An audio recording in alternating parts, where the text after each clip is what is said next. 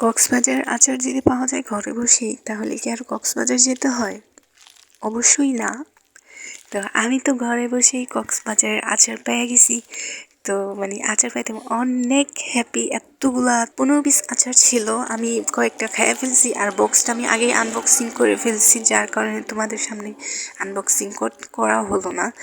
যাই হোক, আর একটা প্যাকেট আমি আগেই ছেড়ে ফেলছি।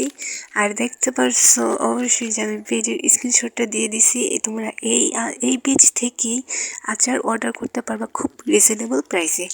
ওনাদের পেজে আচারের দাম খুবই কম নেওয়া হয়, আর ডেলিভারি চার্জ নিয়েও তো কোনোই টেনশন নাই। যেমন সুস্বাদু ওনাদের আচার, তেমনই সুন্দর ওনাদের আচারের প্রাইস। আর আমি 2 ধরনের আচার অর্ডার করছি। একটা হচ্ছে এখন যেটা দেখতেছ, এটা হচ্ছে আমসত্ত্ব আচার, অনেকে কাসনি আচার বলে থাকে এটাকে। আচারটা তো অনেক মজা ছিল। যাই হোক, এই কথাটা অনেকবার বলে ফেলছি। আর আরেকটা হচ্ছে জলপাই আচার। এই 2টা আচার অর্ডার করেছি। আর জলপাই আচার হচ্ছে কাঁচের বয়মে ছিল। এই যে হচ্ছে আমার সেই জলপাই আচার। এই জলপাই আচারটা এত মজা ছিল যা বলার বাহিরে। তোমাদের আমি বইলে বুঝাইতে পারবো না। তোমরা না খাইলে তো কোনোভাবেই বুঝবো না।